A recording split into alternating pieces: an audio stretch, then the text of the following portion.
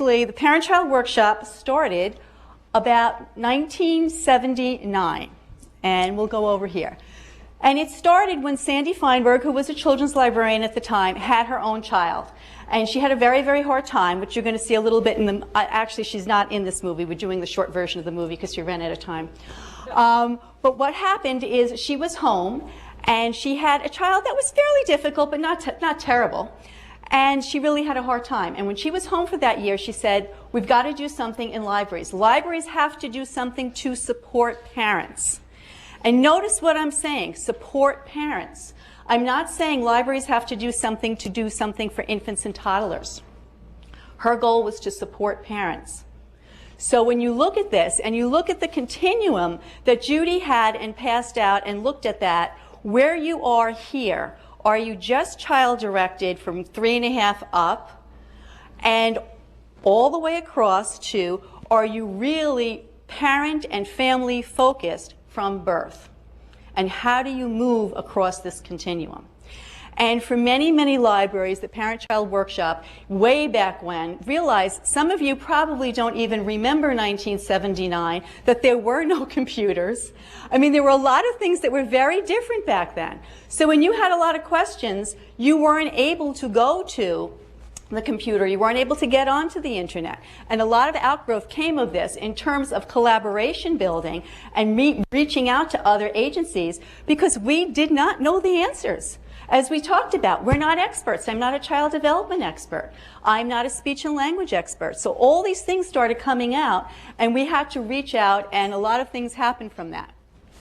So basically this focuses on the parent and the parent-child dyad.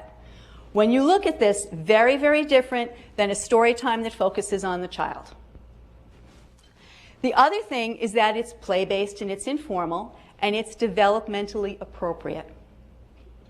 So that's something that we really struggled with in terms of getting that going. What's developmentally appropriate? How do you structure something so people can come and go and that it's open and free? And the other thing that's very, very different about this, and this component which I think is the most special piece, is that it connects families to one another, which many, many programs that all of us are doing do, but it also connects programs directly to other agencies in the community that can support them in their parenting role. And that, to me, is a key difference between just doing a play program and all those other things, which are very important, and it's absolutely great. And I think putting that on at the end of story times, all the things that we've heard about today are absolutely wonderful. This other component just brings it to a different level. So we started out with objectives for parents, and obviously we want to increase their awareness and use of library materials. These are kind of basic things. Introduce parents to community agencies and resources.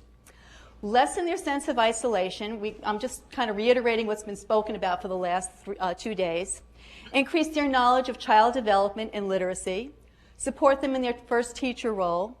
Provide a safe place in the community where parents can do these things so they can share activities with their kids. Encouraging playing and singing and hugging and kissing and all of that good stuff. And we want them to feel empowered and confident, not just in their early childhood teacher role, but in all of their parenting roles. So it's broader than just literacy. And the thing is that we know, maybe this will be the next slide. Now we're going to do objectives for children. I should have put this in a different order. Okay, for children, we want to strengthen their bonds, encourage social and verbal behavior, promote early learning, and have developmentally appropriate materials, and we want them to become lifelong learners. Libraries. We want to broaden the range of children's services to include this. Now, go back. This is 1979, okay? Reach new and underserved audiences, introduce families to community agencies, increase the community agency awareness of what libraries do. When we're over here and we have somebody from 0 to 3 touting what libraries in California are doing, that is so powerful. To have somebody else speak about what you're doing rather than you going out and, tooting your own horn is much more powerful, and it really gets listened to. And we obviously want to increase the use of library materials for young children and adults who work with them. So basically, this is the setup of the program. It was designed for children from 1 to 3 and their parents and caregivers. And depending on the size of your room, the size of your community, it could be anywhere from 10, very small libraries may only have 8, to 25 families at a time. Now, when we say children 1 to 3, they're usually at this point, if they're not walking, they're very close to walking. But if they have younger siblings, if you want to be family friendly, are you going to tell a mom or a caregiver, well, gee, you know, you have the 2-year-old, but then you have the baby, so you can't bring the 2-year-old because you have to stay with the 2-year-old, but you can't have the baby in there. Like, you know, what is that? So what are the requirements of the program? You need some space. Many libraries that have community rooms transform their community rooms into an early childhood learning area and use that space. They set it up and then they take it down. Many other libraries that don't have any community rooms, and we are in little tiny libraries and on Indian Reservation in Tuba City, Arizona. A couple weeks ago I just got back from Maine. Tiny little basement libraries that they have transformed. It was unbelievable what they did, and they actually run the workshop on a morning that the library is closed to the public, and they do it right in their children's room. They move some tables around, they open up other things, and you'll see that a little bit later on. Community resource professionals. Those are the people that are the experts, and you have a different expert each week that comes to the workshop and actually partners with the librarian and everybody else that's in the room to get this information out. And you obviously also need financial support. You need to have some staff, and you need to have the financial support to keep this going. Resource people quite often at the beginning will come and they don't charge anything. They're trying to reach the same families you're trying to reach. It's a very symbiotic relationship. The reality of it is when 6 libraries start calling on the same agency to do this 6 different times, that really takes a toll on that agency. And then at that point, they're really looking for just a little bit of money to be able to fund this. So it's something that people usually gradually, year after year, build a little tiny bit into their budget. The program schedule is 5 weeks, even though there are libraries that their parents love it so much and they have small populations so they can do this. Some of them go 6 weeks and 8 weeks because they don't want it to end. So that really changes. But basically it's 5 weeks. It's done once a week, usually in the morning, but sometimes it can be on Saturdays. Some libraries have tried to do this in the evenings, especially in the springtime when it's light and people come. Other libraries, we have one library in Freeport that actually did it on a Sunday because they were doing a bilingual parent-child workshop, and they were trying to reach Hispanic people and Hispanic families. And when they went to the Hispanic Mass, spoke to the priest there, he said, you know what, everybody comes to church. So right after church, they can go right to the library. And they actually ran this on a Sunday. And all of the families went to church, and they all went to the library. It was wonderful. And some libraries will actually, if they have the need for this, and when you start it, you usually wind up having this need, they'll do 2 back-to-back sessions. Because you set this program up once, you set it up physically once, and you don't have to do it again. So you just do 2 back-to-back sessions. Each week, it focuses on a specific topic. And the very first week, it's an orientation, and the children's librarian also serves as the early literacy expert. So you're talking about what goes on, how the room is set up, what all early literacy is about. But again, it's very informal. You're going from area to area, sitting on the floor, talking to people. The next week is speech and hearing and language development, and that's where you have your speech pathologist or somebody of that caliber that comes in. But every single week throughout all of these, the children's librarian remains the early childhood, the early literacy expert. And the next week we have somebody that talks about child development, who is not interested in, do you have trouble sleeping? Do they have trouble eating? Trouble being potty trained? All of those kinds of things are the things that parents are really struggling with between 1 and 3. And the next week is nutrition. Nutrition is wonderful. I just learned so much from this one nutritionist from Cornell Cooperative Extension. She came in and said, okay, moms, at the very end, we did a little tasting party. She had little cups. And in the little cups, she poured this juice out of an unmarked bottle. And she handed it to all the moms and said, here, this is really good for you. You're going to love it. It's great. Just taste it. And they took the cup and they went, and they're looking at it and they're sniffing it. And she looked at them and she said, that's exactly how your child feels when you are introducing a new food to them. That did it. That really did it. Music, play, and health is usually on the last week. Again, these things can be changed in the order that they're being done, depending on the availability of the resource people that you're using.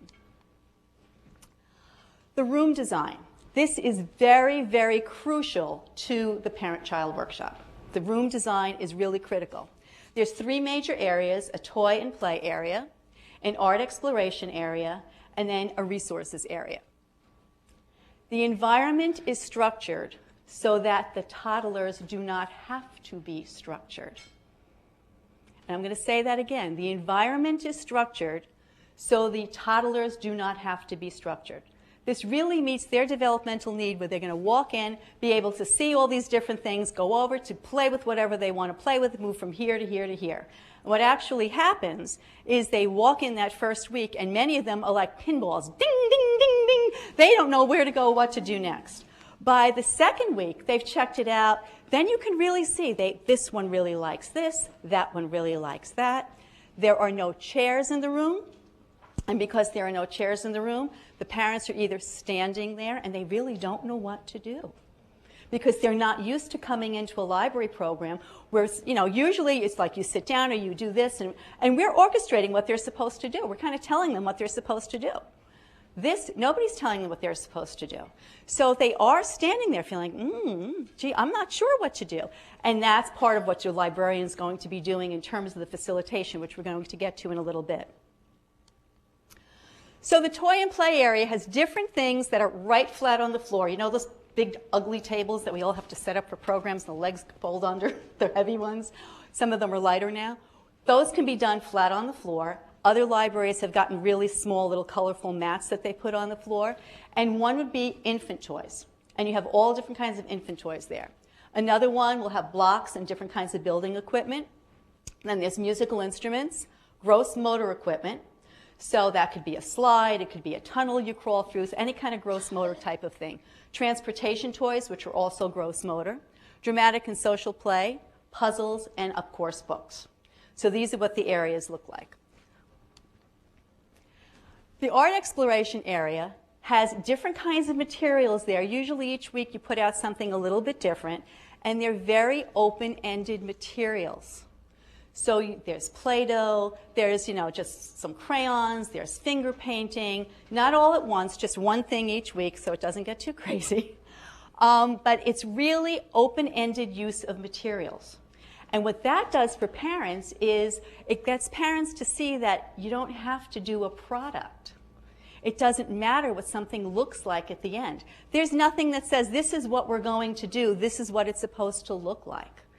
It also lets them know that there's lots of different ways of working with materials, not just the way we as adults think about it in a box.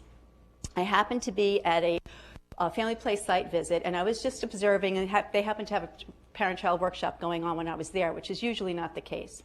And there's a mom who you could see her shoulders are getting up. There's this little girl grabbing the crayon, and she's coloring. And the mom of this little boy who's taking the crayons, putting them in the box and dumping them out of the box, and putting them in the box and dumping them out of the box. The mom is ready to grab this child's hand and make him color. You can just see this. She's ready to do this. She's really anxious. And I just couldn't help it. And I looked at her and I said, he is so smart. And she turned around and she went, huh?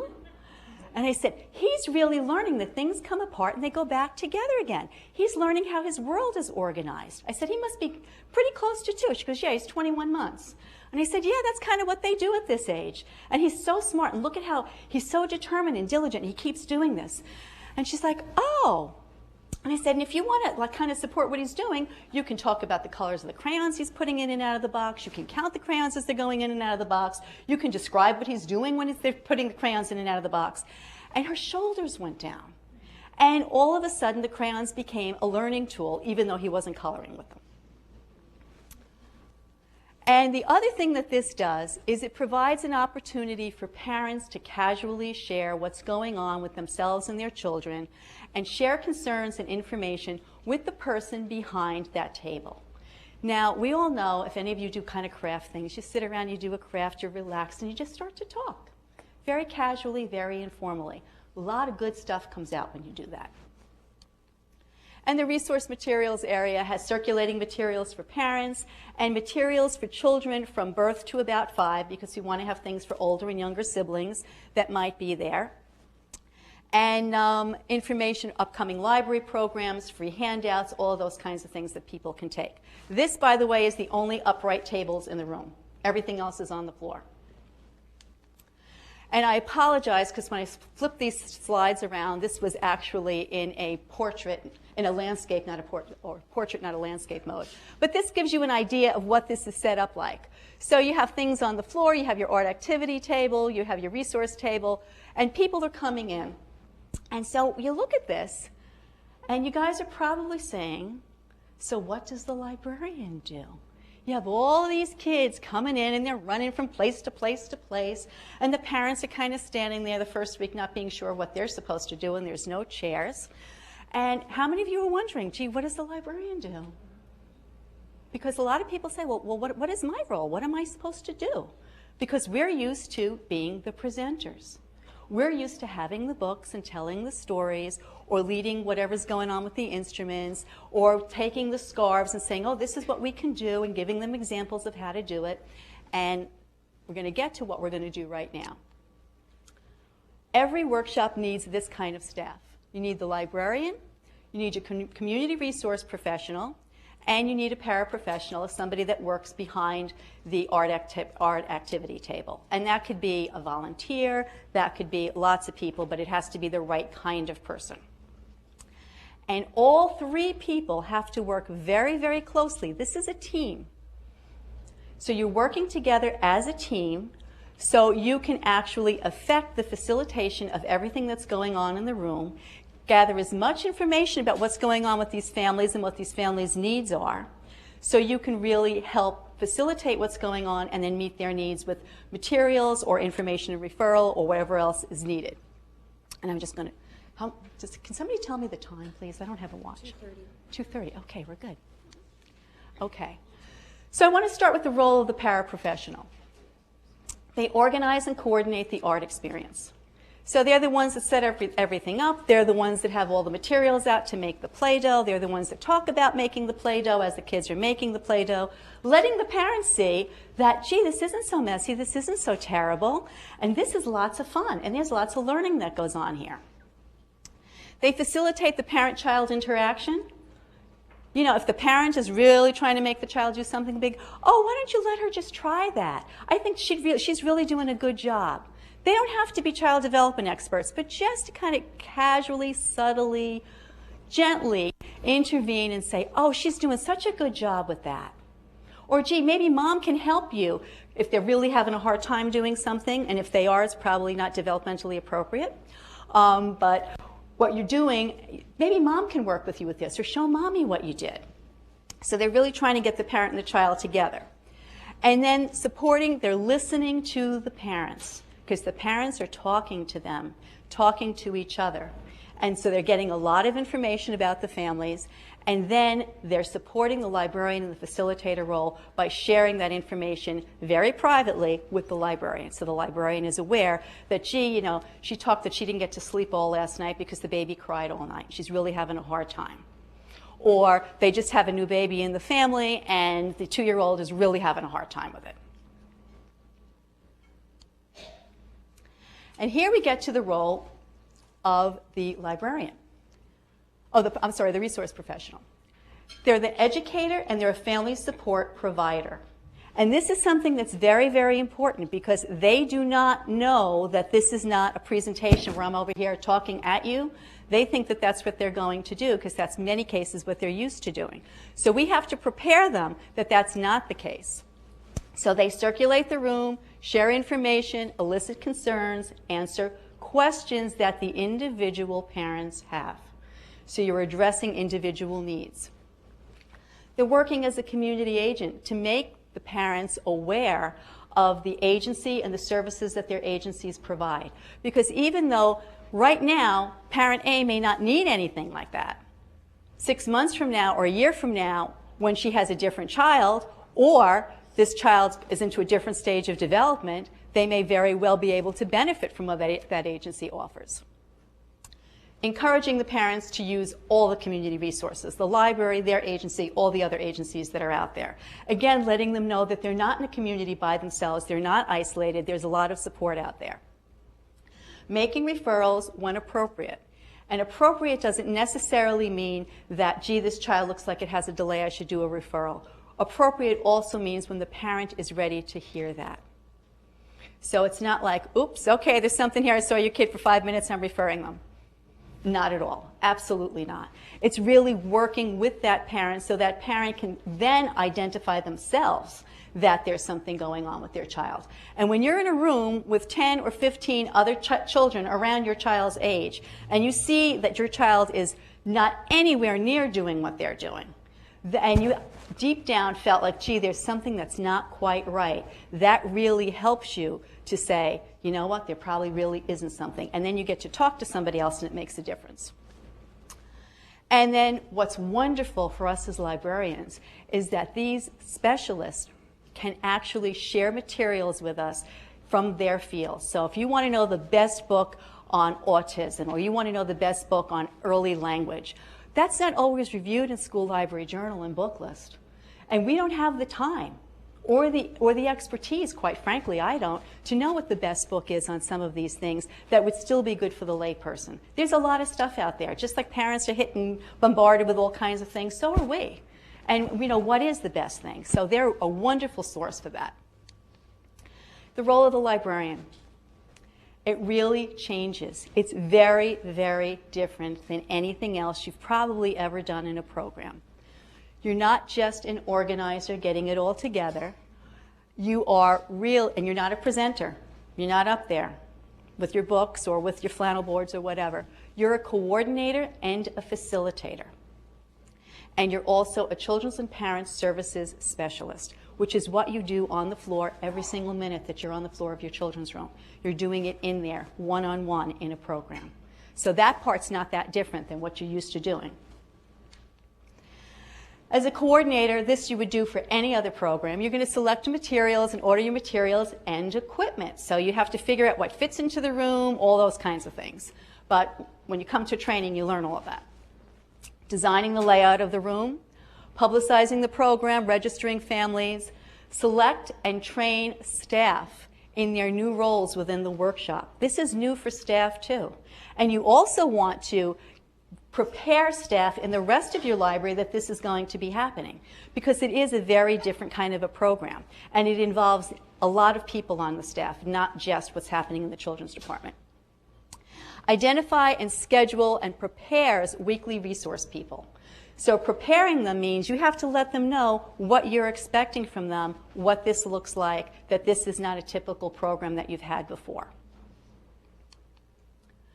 As a facilitator, the first one we all do, we all smile and we all greet people. We check everybody in. And then once people are in, what's wonderful about this program is you literally, if you're the parent of a toddler, imagine being, and some of you have been there, you have a newborn and a toddler, and you're trying to get to a program at a certain time. Well, you know, that's pretty difficult. Somebody spits up on you, something happens, you know, this happens. You can walk into this program 15 or 20 minutes after it officially started, and it's perfectly fine. And if you needed to leave a little bit early, that's perfectly fine too. It really doesn't interfere with the flow of the program. It doesn't interfere with anybody else that's there. What the librarian's going to do is you're going to circulate and get to know each family. And you're going to build a relationship with those families so that they start to trust you. They develop a relationship with you, they trust you. And that takes a good 5 weeks. That doesn't happen the first or second week.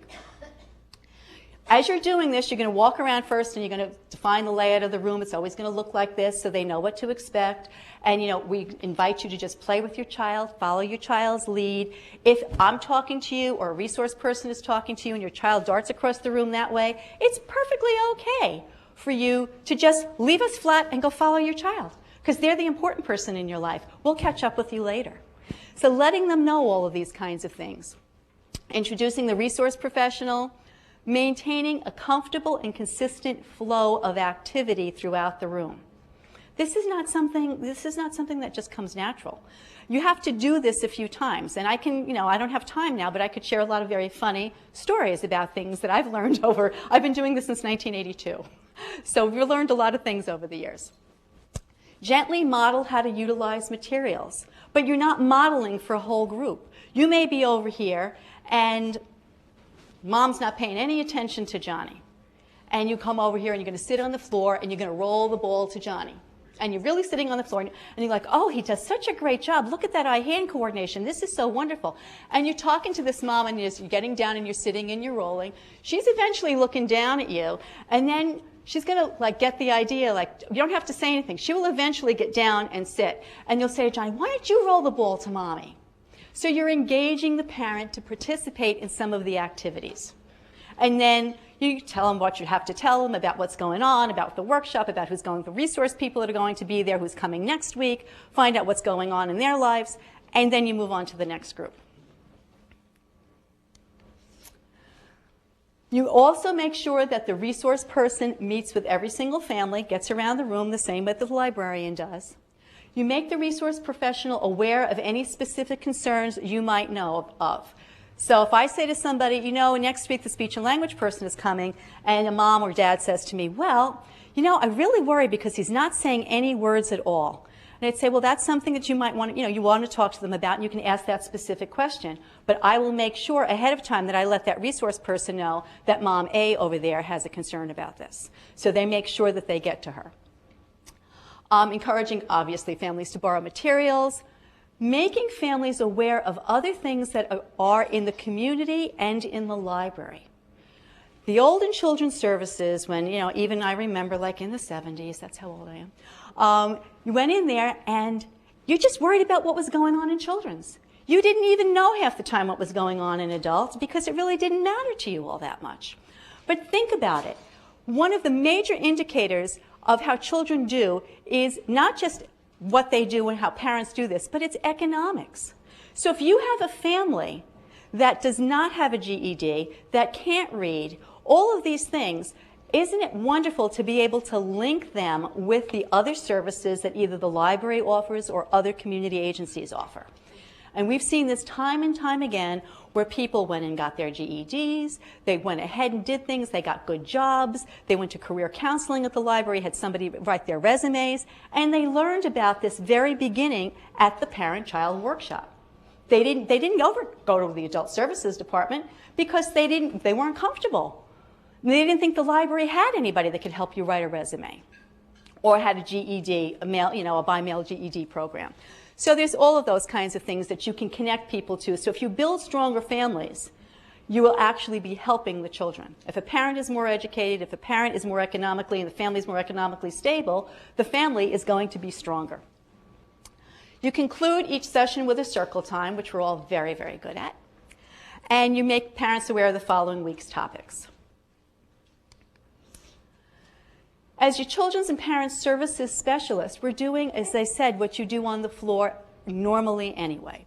You're going to serve as a literacy resource professional the first week and every single week. Hi, how did you do today? Did Johnny like those books that you took out last week? I know he really likes trains. We have a new train book that came in. Maybe you want to try this and bring this home with him. Gee, you know what? I know you said he really had a hard time sitting, but we have this wonderful book that's a singing book, and maybe he can jump up and down while you're singing it because it doesn't matter if he doesn't sit still. He's going to get the words anyway. Going through all of those things and dropping all of that little kind of stuff that parents need to know and little tiny sound bites that don't sound like commercials. It sounds like the lady next door. And that's really what you want to be able to do. You select and display appropriate materials for the children and the parents that coincide with the weekly topic. And if something comes up as you're talking to a parent or caregiver, you can leave the room or call somebody else to bring in some materials.